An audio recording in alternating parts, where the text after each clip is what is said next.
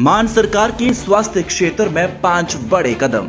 आम आदमी क्लिनिक की स्वास्थ्य सेवाएं अब घर बैठे व्हाट्सएप पर उपलब्ध। आम आदमी क्लिनिकों में 107 तरह की मुफ्त दवाइयां। आम आदमी क्लिनिकों में 47 तरह के मुफ्त टेस्ट। आम आदमी क्लिनिकों में एंटी रेबीज का मुफ्त टीका। आम आदमी क्लिनिकों में गर्भवती महिलाओं का मुफ्त इलाज। यही है नया पंजाब, जहां इलाज भी मुफ्त और मान सम्मान भी पूरा, क्योंकि लोगों की सेहत है सरकार की जिम्मेदारी। दोस्तों, इस वक्त की बड़ी खबर, बड़ी जानकारी आपको दे दूं कि अचानक राहुल गांधी अपनी यात्रा को छोड़ छाड़ कर दिल्ली पहुंच गए हैं। जी हां दोस्तों, राहुल गांधी अचानक ऐसा क्या हुआ कि पूरा यात्रा जो उनका चल रहा है पिछले कई दिनों से, उसको छोड़कर अचानक से दिल्ली पहुंच गए। इसके पीछे की बहुत सारी वजह सामने आ रही है। एक एक करके आपको पूरी जानकारी, विस्फोटक जानकारी आपको देने वाली हूं कि क्या कुछ बड़ा खेल होने वाला है। दोस्तों, आप सभी को पता है कि 9 सितंबर की वो तारीख है जब उपराष्ट्रपति पद के लिए जो भारतीय जनता पार्टी और इंडिया गठबंधन के जरिए अपने अपने उम्मीदवार उतारे गए हैं, उनका चुनावी प्रक्रिया है, चुनाव होने वाला है। अब कौन सी पार्टी जीतेगी और कौन सी हारेगी, ये तो 9 तारीख को पता चलेगा दोस्तों।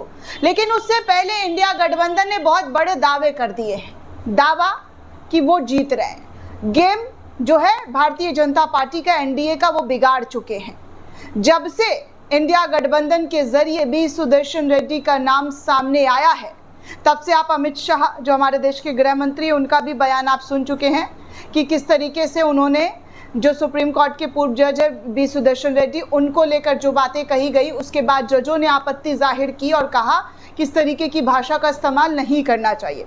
सबसे पहले तो भारतीय जनता पार्टी ने ये मांग कर दिया कि भैया जो हमारे कैंडिडेट हैं, महाराष्ट्र के जो राज्यपाल हैं, उनको जो है विपक्ष भी समर्थन करे, हमारे साथ जो है एक तरफा चुनाव उनकी जो है इनमें कोई नामांकन दाखिल ना करे और हमें सपोर्ट करके ये चुनाव को आसान करवाए।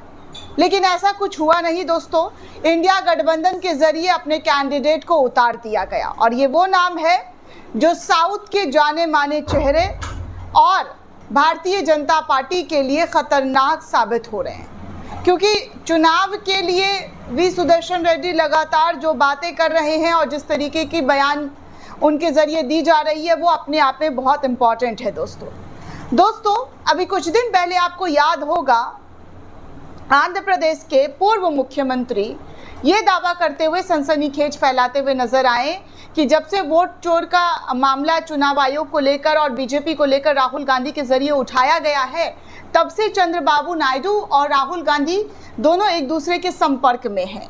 ये बातें, जी हाँ, आंध्र प्रदेश के पूर्व सीएम के जरिए, जगन मोहन रेड्डी के जरिए दिया गया। उसके बाद से खलबली मची हुई है कि क्या कुछ ऐसा हो रहा है कि राहुल गांधी से उनकी मुलाकात हो रही है। अब एक और खबर उड़ती आ रही है दोस्तों, सूत्रों के हवाले से, और ये भी कहा जा रहा है कि बी सुदर्शन रेड्डी ये दावा कर रहे हैं कि 80 भारतीय जनता पार्टी के जो सांसद हैं वो उनसे बातचीत है। और अभी कुछ दिन पहले आपको ये भी याद होगा, जब राहुल गांधी यात्रा निकाल रहे थे तो राहुल गांधी का एक बयान आया था और कहा जा रहा था कि बीजेपी के कई सांसद उनको टेक्स्ट कर रहे हैं, मैसेज कर रहे हैं। ये बातें भी राहुल गांधी के जरिए कही गई थी। तो ध्यान देने वाली बात है दोस्तों कि कुछ बड़ा हो रहा है। क्या एनडीए गठबंधन इस बार उपराष्ट्रपति के चुनाव में भारतीय जनता पार्टी को वैसे ही पटखनी देगा जैसे अभी कुछ दिन पहले कॉन्स्टिट्यूशन क्लब के अंदर, जी हाँ, अमित शाह के सपोर्टर, अमित शाह के समर्थक संजीव बालियान को हरा दिया गया था, राजीव प्रताप रूडी के जरिए हरा दिया गया था। और संजीव बालियान जो है अमित शाह के, जी हाँ, अमित शाह उनको सपोर्ट कर रहे थे और समर्थन कर रहे थे। मतलब भारतीय जनता पार्टी के दोनों ही सांसद थे, लेकिन एक को कैसे हराकर, अमित शाह की लॉबी को हराकर, और कहा जा रहा था कि बीजेपी के अंदर का जो कलेश है, जो दो फाड़ है और जो मनमुटाव है, वो सब कुछ देखने सुनने को मिला।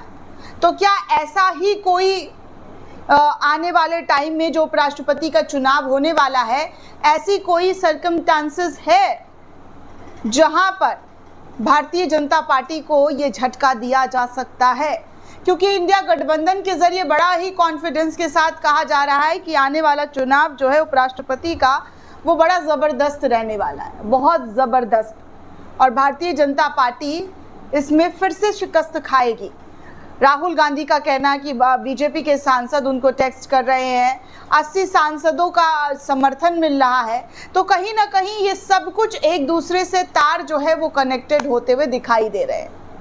और पूरा का पूरा क्या मामला है वो सब कुछ आपको दिखाने और बताने वाली हूँ एक एक करके, क्योंकि जो हेडलाइन है दोस्तों वो किस तरीके से छपने लगे हैं, दिखने लगे हैं, ये भी जानना बेहद ज़रूरी हो जाता है इस टाइम में कि कहाँ क्या हो रहा है और खबर कैसे बन रहे हैं, खबरों का मोल कितना ज़्यादा है, वजनदार खबर है या फिर हल्की खबर है।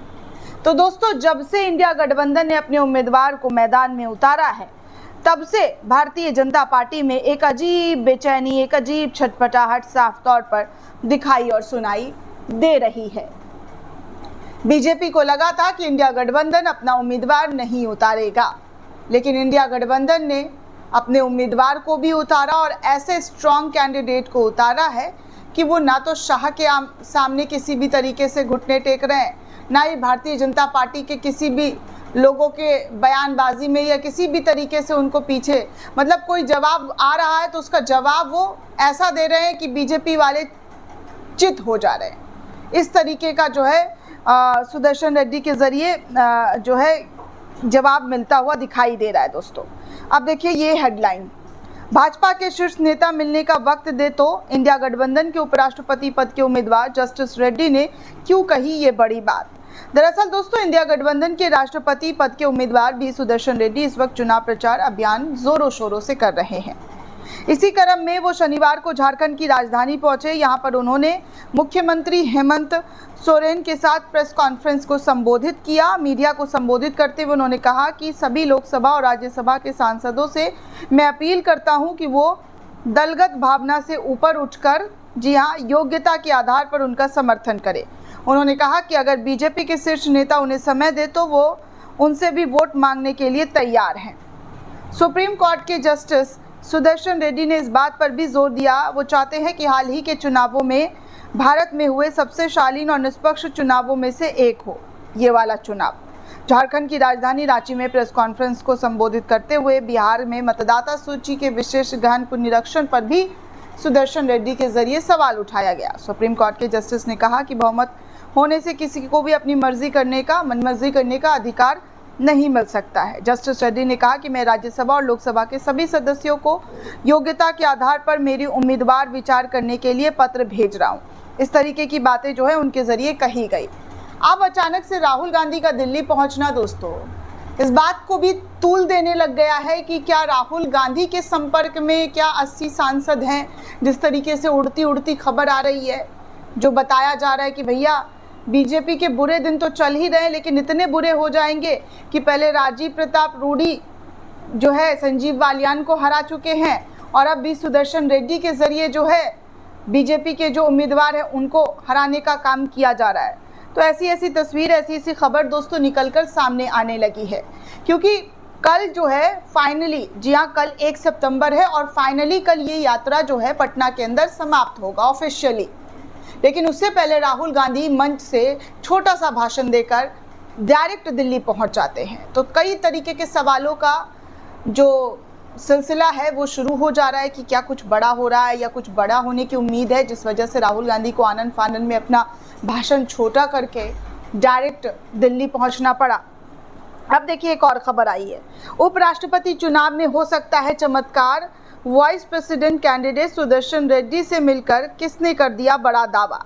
जी हाँ, बड़ा खेला होने की बात अनुमान जो है लगाया जा रहा है। दरअसल दोस्तों उद्धव ठाकरे ने शुक्रवार को होने जो है मीडिया से बातचीत करते हुए अगले महीने होने वाले जो उपराष्ट्रपति का चुनाव है उसको लेकर बड़ा दावा कर दिया है और कहा है कि इंडिया गठबंधन एनडीए को कड़ी टक्कर देने के लिए पूरी तरीके से तैयार है और कुछ बड़ा चमत्कार होने वाला है। इशारों में जो इस तरीके की बातें कही गई है उद्धव ठाकरे के जरिए। आगे देखिए एक और खबर अमर उजाला की भी आपके सामने रखना चाहूँगी। क्या है ये खबर? दरअसल इस खबर में दोस्तों छापा गया है कि उपराष्ट्रपति चुनाव को लेकर जी हाँ एनडीए का गणित जो है बिगड़ चुका है। सुदर्शन रेड्डी के दावे ने सबको चौंका दिया है।